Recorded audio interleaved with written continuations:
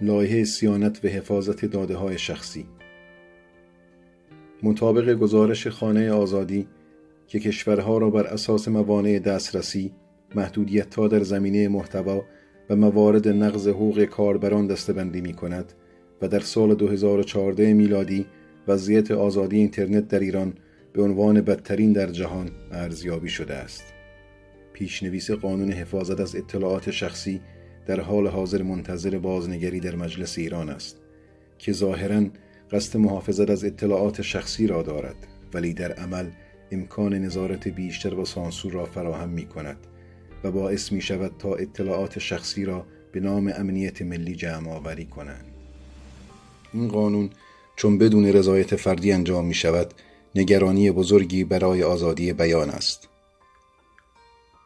با مقررات مبهم و ناسازگار این پیشنویس، قانون کنترل آنلاین را افزایش می دهد و به همین ترتیب زندگی روزنامه‌نگاران و فعالانی را که سعی در نظارت بر رژیم را دارند به خطر می اندازد.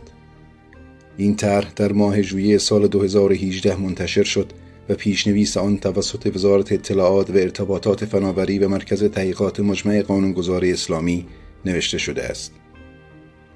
مقررات مشکوک این قانون تعدادی از مقررات سیاستگذاری پروژه‌های هدایت شده رژیم و پیشنویس قوانین جدید آن این ترس را برای افزایش تمرکز بیشتر بر اینترنت در کشور را به وجود می آورد.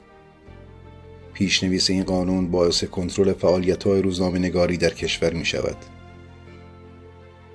قانون رژیم ایران حاوی محدودیت‌های فراوان و مبهم محتوا برای آزادی بیان است که به نقض قوانین بین‌المللی حقوق بشر و تسهیل هدفگیری مدافعان حقوق بشر، روزنامه‌نگاران و ملیت‌های کشور می‌پردازد.